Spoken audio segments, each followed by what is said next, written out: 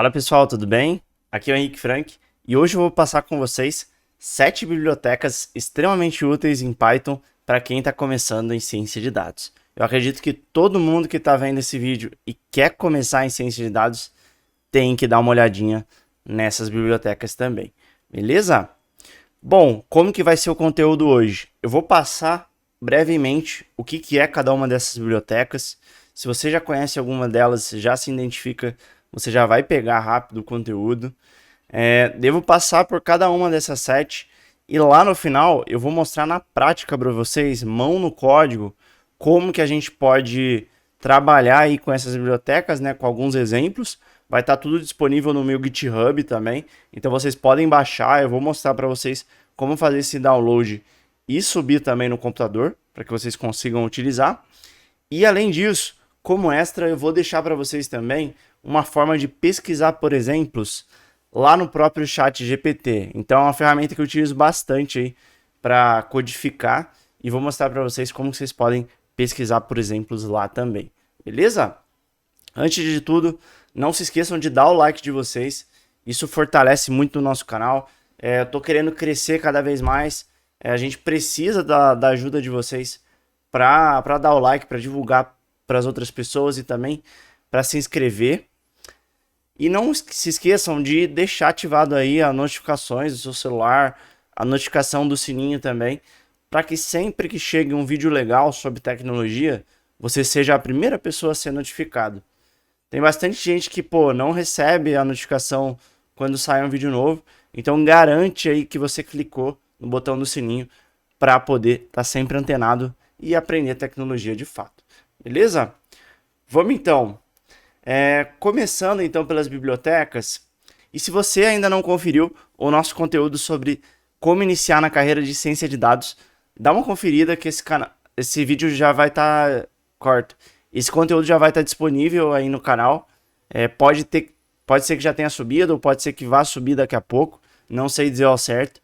Mas, se você já tem experiência em Data Science, quer se aprofundar um pouquinho mais, pode pular para esse vídeo aqui, acho que a gente vai ver no detalhe as bibliotecas também, beleza? Qualquer coisa, pausa o vídeo, assiste lá e depois volta para cá. Fechou? Bom, vamos lá. Começando primeiro pelo NumPy. Ela é uma biblioteca voltada para computação científica, né? Então ela fornece um array multidimensional, ou seja, uma série de itens para que você possa trabalhar aí com flexibilidade. E ele é bastante utilizado para pré-processamento de dados em projetos de aprendizado de máquina e também de análise de dados. Ela é uma ferramenta que constrói esses arrays de maneira muito simplificada, de maneira muito leve, e você consegue otimizar bastante aí o seu trabalho. Então, muitas vezes eu trabalhei com os arrays aí no NumPy, ao invés de você trabalhar ali com concatenados, num pandas, por exemplo. Você vai criando vários itens nesse array e depois você junta ali tudo de uma vez, você otimiza muito o tempo do seu processamento e também questão de memória, tá? Além disso, uma biblioteca muito importante é a biblioteca Pandas, que utiliza aí de algumas funções do próprio NumPy, né? Ela é uma biblioteca voltada para manipulação e análise de dados em Python. Ela vai trabalhar muito bem com tabelas de dados. Então a gente fala bastante do data frame, né? Que é essa estrutura que ele utiliza para montar essa tabela de dados. E aí você vai ter os seus dados disponibilizados em colunas e também em linhas, né? Então você vai ter de fato aí como se fosse uma tabela dentro do seu Python e vai ter uma série de métodos pré-prontos, né? De atributos dentro do seu data frame. E você não vai precisar ficar fazendo um monte de conta aí para obter algumas informações essenciais na sua tabela, né, como número de linhas, número de colunas. Você já tem ali um atributo que já te mostra ali toda a informação de linhas, colunas, quais que são os tipos das colunas. Então é uma estrutura bem legal porque já traz muita informação dentro, né, e muita informação útil, né, que de fato você vai utilizar. Então você nem precisa perder tempo fazendo alguma conta, algum processamento, porque você já tem tudo isso construído dentro desse objeto do data frame, tá? E ele é muito bom para manipular aí dados flexíveis, né? Então, pô, às vezes você consegue alterar diretamente uma coluna de uma tabela ali, colocando um valor. Você pode facilmente somar, multiplicar colunas de tabelas. E assim, com grandes poderes também vem grandes responsabilidades. Então você tem que tomar cuidado para não multiplicar coisa que não faça sentido, tá? Mas você tem, conhecendo as regras do jogo, né? Como que funciona o data frame e tudo mais, você tem uma ampla gama de funcionalidades que facilitam demais a sua vida. Então eu recomendo bastante para você, começa a dar uma olhada aí no Pandas, que é uma biblioteca sensacional, tá? A gente tem dentro dela os data frames e as series, né? As séries que a gente chama são como se fosse uma coluna desse data frame, e aí a gente tem uma série de atributos também dentro dele, tá? A gente pode utilizar muito para análise exploratória de dados, preparação de dados para modelagem e também limpeza de dados, tá? Então a gente pode fazer o processo de engenharia com o Pandas também.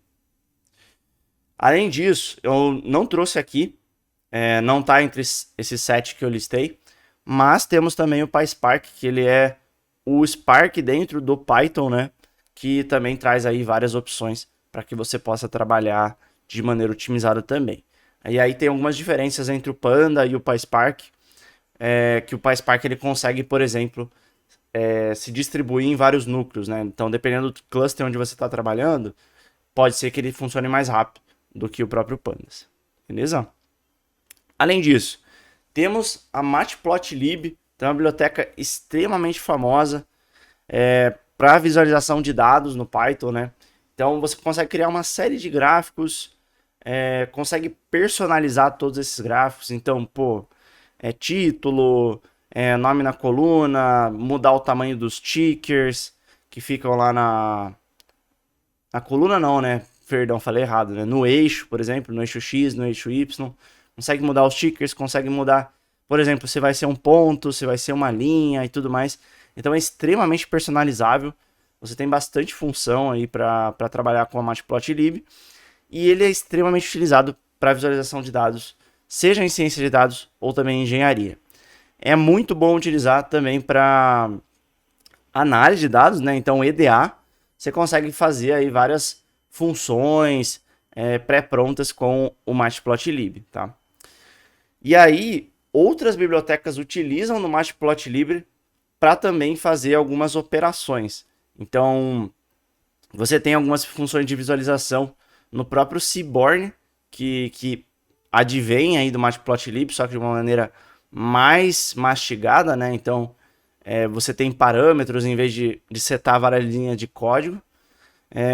E você já tem a geração ali de visuais mais bonitos, já tem uma paleta de cor mais sintonizada com aquilo que você quer. Então, o Seaborn ele traz um pouquinho a mais do Matplotlib, menos personalizado, claro, né? Mas ele traz funções aí mais pré-prontas para quem quer pegar o dado e já transformar em gráfico, sabe? Sem ter muito estresse nessas duas pontas. E então ele é um pouquinho mais alto nível, né? Um pouquinho mais high level. E é uma ferramenta também muito utilizada para ver estatística, ciência de dados.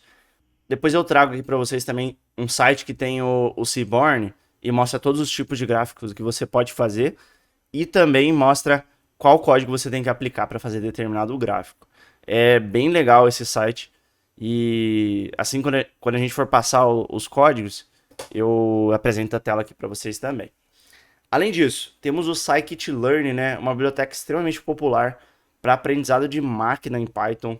A maioria das pessoas já ouviu pelo menos falar do sklearn. Se você não ouviu, não tem problema. Tá aqui, pô, a primeira vez, tem que começar a aprender agora também, tá? Não se estresse. Mas ela tem uma série de algoritmos voltados aí para aprendizado de máquina, classificação, regressão, clusterização e também outras tarefas de modelagem, tá? Então ele é bastante utilizado para modelagem de dados em projetos de aprendizagem de máquina.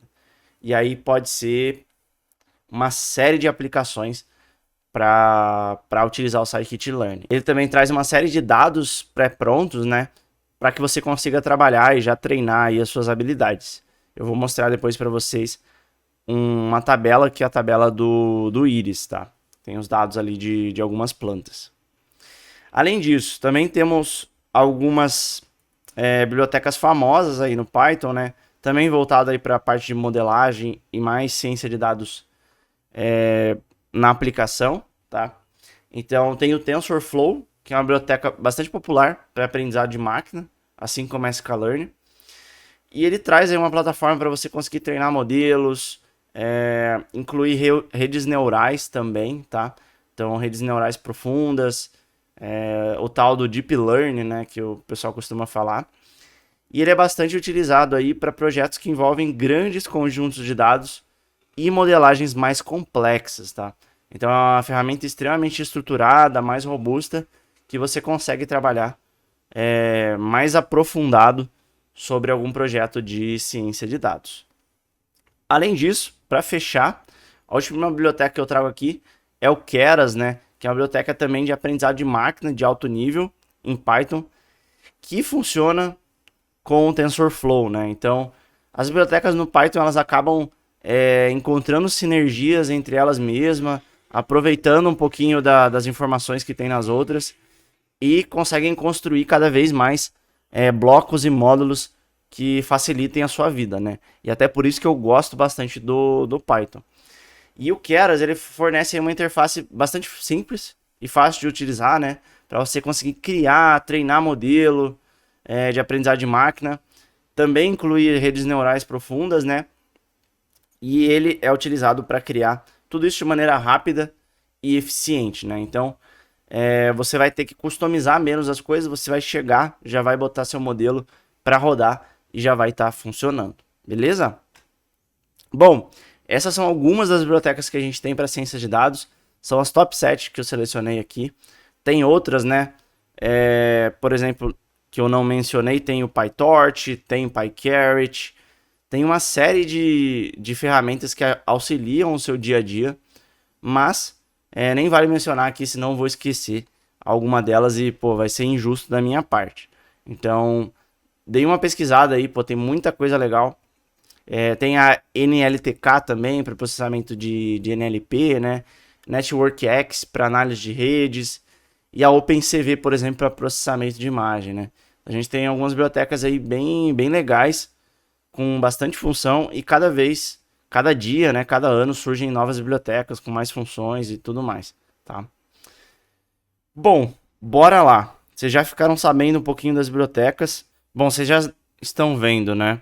Aqui a gente tem o meu GitHub. O link vai estar na descrição também. Mas é bem simples, é GitHub Henrique-Frank barra aulas-YouTube, tá? Mas se você entrar aqui no Henrique-Frank, você já vai ter acesso. E aí tem uma pastinha aqui, ó. Tem a integração Python e Excel, que foi um outro projeto que eu fiz aí mostrando como utilizar o Python e Excel em conjunto, né? Até para trabalhar com o próprio Pandas. Vocês vão ver algumas funcionalidades lá. E também tem o Python Notebooks, né? Se eu entrar aqui no Python Notebooks, tem esse arquivo IPy Notebook. Então, você pode vir aqui,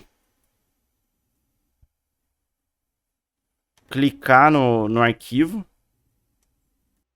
Então, você pode vir aqui, baixar o arquivo. Dá para vocês verem aqui que já tem o notebook escrito. E aí vocês podem rodar aí na máquina de vocês também, tá? Eu costumo rodar aqui no Google Colab, mas vocês podem baixar aí também o Anaconda e utilizar outras ferramentas similares também, beleza? Bom, é só vocês virem aqui, podem pesquisar Google Colab, vocês vão vir, no meu caso, vou vir em arquivo, abrir um novo notebook, provavelmente vai ser parecido com a tela que vocês têm aí também. Ele está carregando. Nesse caso nem era no novo notebook, é o upload do notebook. Deixa eu escolher um arquivo. Beleza, tá na minha pasta de trabalho já esse arquivo. Vou colocar aqui. Não desejo sair do site. Deixa eu ver se não vai dar algum probleminha.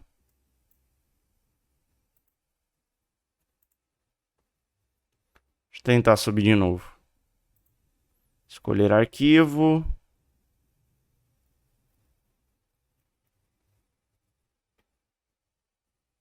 Beleza, agora foi. Então ele carregou aqui já o arquivo, vocês já conseguem utilizar. Lembrando que para mexer com o Google Colab, vocês têm que ter uma conta no Google, tá? Então se cadastrem aí. E depois façam o upload do notebook aqui também, tá? Bom, então aqui a gente tem algumas funções, né? Para mostrar aí de fato aplicações de cada uma dessas bibliotecas. Então eu começo aqui primeiro pela NumPy, com a criação de um array, né? E aí se vocês quiserem até executar linha a linha, a gente pode comentar o que está aqui embaixo, tá? Então é só selecionar o que está embaixo. Você dá um Ctrl e a barra para a direita, né? E você comenta os outros campos.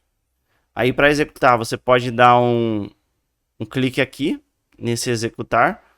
Quando você dá um Ctrl mais Enter, ele vai executar toda a célula. E quando você dá um Shift mais Enter, ele vai pular depois para a célula de baixo. Mas ele executa também aquela célula, beleza? Então, tá bom, a gente criou aqui o nosso array de 2 dimensões, né? Se a gente for olhar isso aqui como uma tabela, né? A gente tem uma tabela 3x3. Então, é 1, depois o 4 e o 7 embaixo, né? 2, 5, 8, 3, 6 e 9, tá? E aí, esse aqui é o nosso array. Como que a gente faz para acessar um elemento específico dentro do array? Por exemplo, o elemento da segunda linha em terceira coluna, que é o A1,2, lembrando que começa com 0, né? Se você quiser acessar o primeiro elemento, você teria que colocar um 0 aqui ao invés de 1. Tá? Então, por isso que é sempre n-1. Então, se eu estou colocando 2, eu quero acessar a terceira coluna, porque é o 3 menos 1. Se eu estou acessando... se eu quero acessar a segunda linha, eu vou olhar 2 menos 1, que vai dar 1. Então, olhando aqui para nossa frente, né? A gente vai ter a segunda linha e a terceira coluna vai ser de fato 6, né? Logo aqui abaixo do 3. Então, ele encontrou o elemento correto. Aí, no caso, se você quiser acessar uma linha específica, uma linha inteira, a gente utiliza esse elemento aqui dos 2 pontos. Então, você pode estar utilizando aqui os 2 pontos para acessar toda a linha. Aí, acessar uma coluna específica, é a mesma coisa os 2 pontos, mas você coloca na primeira chave, né? Porque é sempre assim, é sempre linha e coluna. E se você quiser alterar um elemento específico do array, né? Você consegue também colocar a posição específica dele e colocar um valor. Você consegue atribuir esse valor diretamente. Ó, aqui a coluna 3, a gente viu aqui, ó, ele apareceu aqui, que é basicamente esses dados aqui, né? A terceira posição desse primeiro array, a segunda desse primeiro array, desse segundo array, né? A terceira posição do segundo array, a terceira posição do terceiro array, e aí a gente tem a nossa coluna, tá? Coluna 3. E aí aqui depois, se a gente quiser realizar uma operação matemática, né, com todos os elementos do array, eu posso fazer uma multiplicação aqui, né, de A vezes 2, por exemplo. O meu A, ele é o array todo aqui. Então, eu vou multiplicar tudo que eu tenho aqui por 2. Nesse caso, a gente está com o valor de 20 aqui, ó, porque na operação anterior, no A00, a gente alterou para 10. Tá? Então, esse valor se manteve aí no array. E agora ele foi para 20. Então, 24, 6, 8, 10, 12, que é o dobro aí de todos os elementos no array anterior. Tá? Aí, indo para a próxima biblioteca, a gente tem a biblioteca do Pandas também. Aqui, basicamente, a gente vai escrever a nossa tabela. Nesse caso aqui, a gente escreveu o array também, tá? E aí, a gente utiliza dessas chaves para escrever a tabela. E vamos utilizar um comando que é o... Na verdade, ele é um dicionário, né? Que a gente vai transformar numa tabela. E aí a gente utiliza o pd.dataframe com esse dicionário, com cada chave sendo o nome da coluna, né? E o valor sendo aí uma lista que vai ser o tamanho dos meus dados aí, né? O número de linhas que eu vou ter. Cada item aqui vai ser em uma linha. Então o João vai ser na mesma linha que o 25 e na mesma linha que o São Paulo. Só que Maria, 30 e Rio de Janeiro já vai ser na segunda linha. Então a gente tem essa diferenciação aí. Vamos executar aqui. Deixa eu rodar para ele mostrar o DF. Então vocês viram aqui que eu escrevi DF embaixo, tá? Bom, executando, como eu falei, né? O João, São Paulo aparece na primeira, Maria, Rio de Janeiro na segunda. Mas beleza, já sabemos aí para que serve um data frame, né? A gente constrói uma tabelinha. E aí, se a gente quiser fazer operações específicas, então, por exemplo, quero selecionar só a coluna nome e cidade. Eu posso utilizar essa estrutura aqui, lembrando que eu preciso colocar colchetes duplos quando eu estou trabalhando com data frame, tá? Quando a gente só coloca um colchete, a gente está falando de series, e aí é uma estrutura diferente. Aí, por exemplo, quero fazer um filtro somente pela idade, pessoas acima de 25 anos. Consigo fazer aqui também. Calcular a idade média de uma coluna. Então, através dessa função min, que é aplicada sobre o series da idade, você consegue ter essa informação da idade média também, tá? Vamos executar um a um. Na verdade, deixa eu rodar tudo, porque ele só vai printar essa média da idade. E aí eu vou executar os DFs aqui embaixo, só para vocês verem também. Então, eu vou escrever aqui embaixo DF2. Não precisa comentar de novo, ele vai rodar as linhas de novo aqui, tá? E aí o DF2, vocês podem ver que só vem com a coluna cidade e nome. O DF3, ele vai vir aqui, ó, só com pessoas acima de 25 anos, tá? Então vamos olhar o DF de novo, o comum.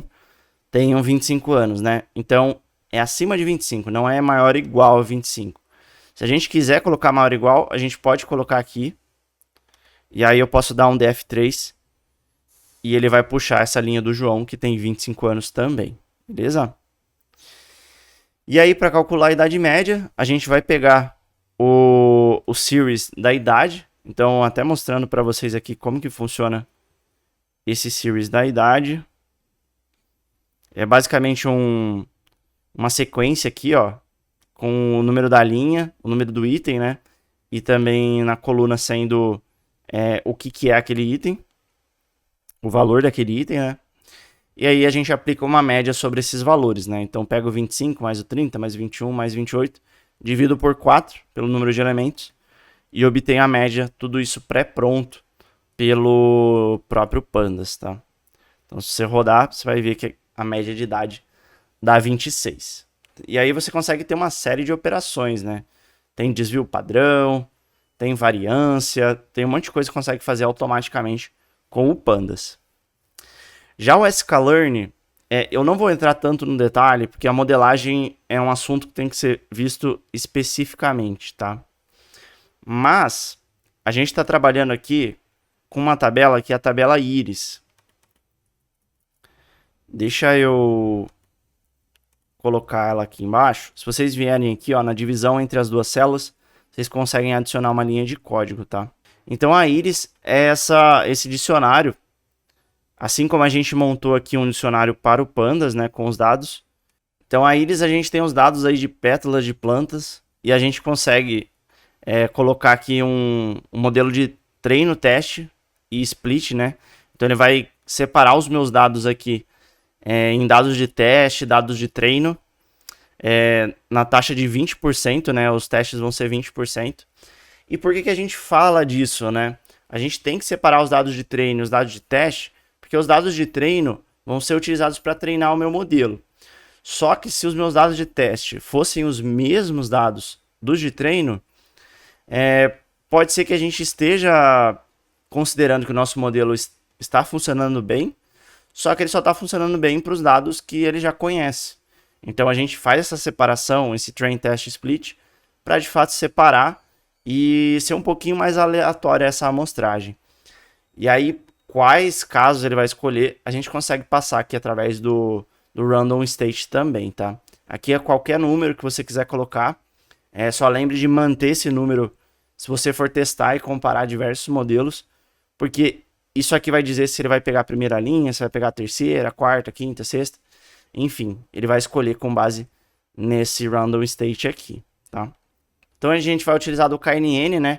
Então tentar encontrar ali os dados que são mais próximos, então os dados vizinhos, né, que tem maior relação entre si. E aqui a gente vai clusterizar em 3 casos, né? Vamos quebrar em 3 tipos de dados. E depois a gente faz um fit aqui, que é de fato para a gente treinar os nossos dados, né? Então, esse KNN a gente só está declarando qual que vai ser o meu classificador, né? Qual que vai ser o modelo que eu vou utilizar, criando esse objeto, instanciando esse objeto, falando mais tecnicamente, né? E a gente vai treinar esse modelo KNN, e depois a gente vai fazer uma predição, né? Então, a gente gera esse Y predito, que é basicamente os dados que a gente previu através do nosso teste. E aí tem um termo de acurácia, né? Tem uma biblioteca aqui do sklearn metrics, com acurácia score, que você consegue calcular a acurácia do seu classificador, né? Então você compara o Y de teste, que seria o Y verdadeiro, com o Y predito, e você tem a acurácia final, né? No nosso caso aqui a gente tem 1.0, não é sempre assim que as coisas acontecem, tá? Nesse caso deu uma acurácia excelente, mas quando a gente não conhece bem o conjunto de dados, não fez muito treino, pode ser que esse resultado seja bem pior, tá bom? E aí, para fechar, a gente tem a biblioteca do Seaborn também, ó, com algumas visualizações. Nesse caso, a gente tem o dataset do CHIPS, que já vem dentro do Seaborn. E a gente declara aqui o Seaborn como SNS. E a gente começa a utilizar aqui, né? Ó, utiliza um Hist Plot, que é esse gráfico aqui de barras verticais, né? E a gente consegue ter a distribuição aí dessas gorjetas, né? Esse chips são as gorjetas em inglês. E aí você consegue fazer isso. Se você tiver mais dados, você consegue categorizar, contar. Então tem uma série de coisas que você consegue fazer através do Seaborn. E até mostrando rapidamente o site, o Seaborn tem esse visual aqui, ó. Se você entrar em seaborn.pydata.org, vocês vão ver que na galeria dele é uma coisa assim muito legal. Você consegue fazer box plot, né, gráficos de distribuição, dsplot, consegue fazer line plot, né, gráficos de linha, consegue fazer inplot, esse violin aqui também. Tem uma série de gráficos que você pode fazer para tentar entender melhor dos seus dados, entender se o seu modelo tem uma acurácia legal ou não. Esse heatmap também é muito legal para a gente trabalhar com correlação. Hellplot, catplot, cluster também, para clusterização, né? Alguns gráficos nesse sentido. E, enfim, uma série de outros gráficos aqui também, tá? Você pode simplesmente clicar aqui no gráfico, ele vai abrir para você como que você faz essa operação, né? Já traz um exemplo aqui para você fazer esse gráfico. Inclusive, posso até copiar e colar aqui no meu notebook. Deixa eu copiar aqui. Inclusive, é o mesmo dataset. Vou aguardar ele rodar. Ele rodou. E aí, ó, a gente já consegue ver, ó, por exemplo, a diferença aqui entre os casos, né? Então, consegue ver aqui, ó, se a pessoa é fumante ou não, a distribuição da conta dela, então, os quartis em si, né? E basicamente vários gráficos de dados, né? Para exploração de dados você consegue trazer através do Seaborn também, de maneira extremamente simplificada.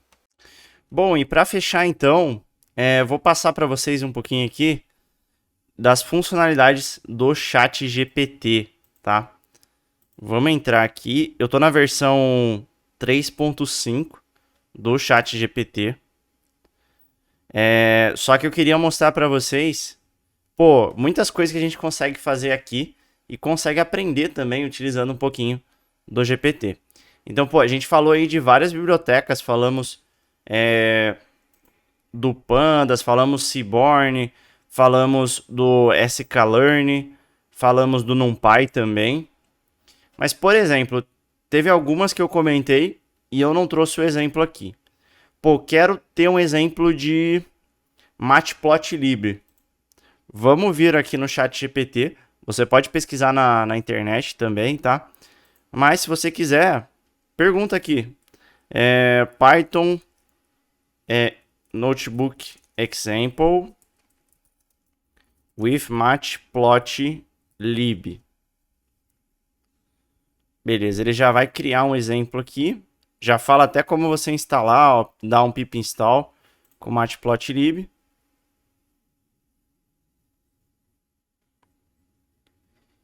E aqui ele deu um exemplo de um gráfico, tá? Ele trouxe aqui um pouquinho mais quebrado. Mas se você quiser, ó, você pode ir copiando as coisas para testar lá. Então, sei lá, vou colocar aqui um texto. Matplotlib. E aí você pode dar um Shift Enter para escrever embaixo. E você pode ir copiando as coisas aqui que o ChatGPT trouxe para você. Online Space. Aqui o plot, né? Você vê que ele tem mais comandos do que o Seaborn, né? Então o Seaborn ele acaba encapsulando vários desses comandos. Mas é uma ferramenta muito mais personalizável, tá? Do que o Seaborn. Porque o Seaborn tá dentro do... Na verdade, o Matplotlib tá contido dentro do Seaborn. Aí eu comentei aqui essas últimas linhas, porque ele vai adicionar algumas coisas a mais. Mas vamos esperar rodar. Beleza, então, ó, ele gerou aqui, ó, o seno desse valor aqui, ó, ele tá utilizando o NumPy também. Então ele gerou esse... Vamos ver esse X aqui, ó. Mostrar o X. Como eu tô colocando o plot show aqui, vai dar problema. Aí vocês podem ver, ó, que o X, ele é uma variação aqui de 0 até 10, utilizando essa função aqui do linspace. Fiquei com a dúvida, o que é o linspace? Você pode vir aqui, ó, NumPy linspace. Já vem na documentação do NumPy mesmo. E aí, ó, ele retorna números evenly spaced, né, com um intervalo específico. Aí tem uma série de parâmetros aqui, né? Vamos ver um exemplo aqui embaixo.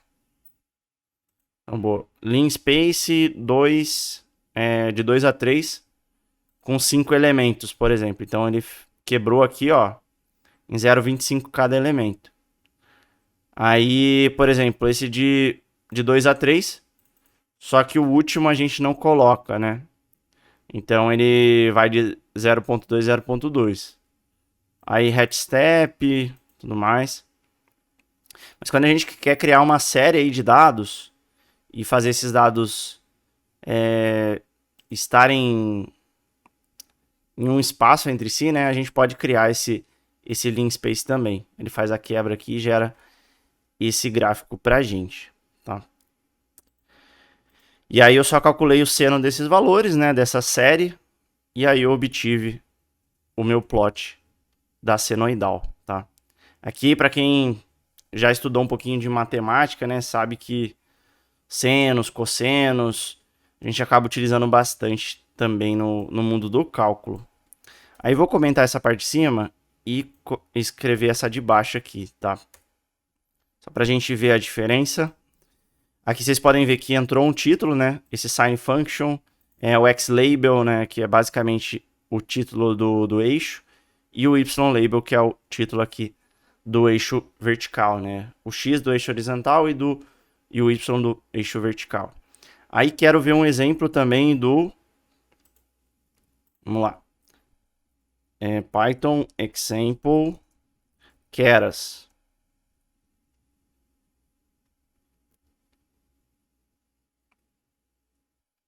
Então, já mostra aqui como instalar e tudo mais.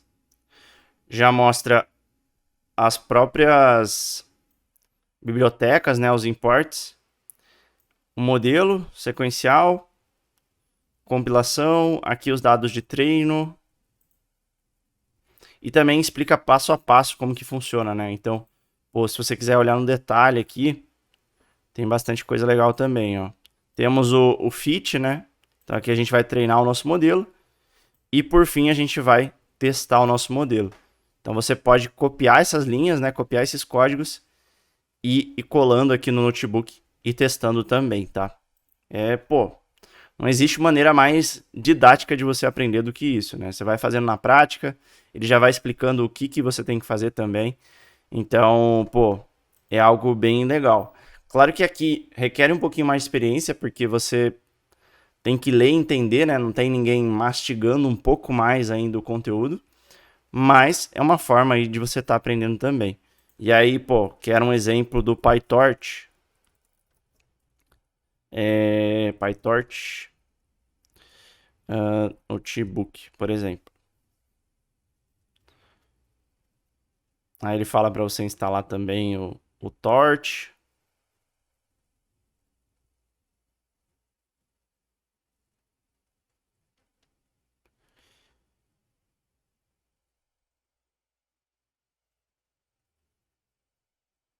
Aqui ele já usa esse dataset, esse MNIST, tá? E aqui, ó, ele define a classe da rede neural. E depois você já pode ir rodando aqui o otimizador. Aí tem os dados de treino.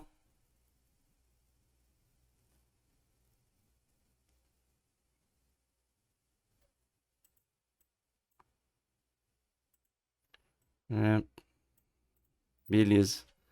Eu não sei se ele não terminou de completar aqui, mas...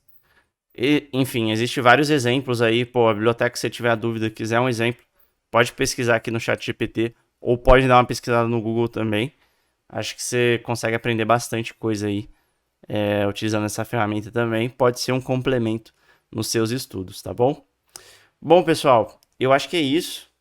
Espero que vocês tenham aprendido um pouquinho aí sobre as principais bibliotecas do Python, né? De maneira geral. Não entrei muito a fundo no detalhe de cada uma delas. Vai ter conteúdo específico. Até porque senão ia levar muito tempo para a gente passar aqui, o Pandas de cabo a rabo, o NumPy, o Keras, o PyTorch, sklearn. É muita coisa. Mas se vocês quiserem conteúdo específico falando sobre cada uma dessas bibliotecas, comentem aí embaixo, me mandem lá no Instagram, que eu vou estar produzindo para vocês também. Não se esqueçam de deixar o like aí, que ajuda muito o meu canal, né? Se inscrevam também e ativem o sino para as notificações, tá bom? Um grande abraço para vocês, se cuidem e até a próxima. Valeu, tchau, tchau.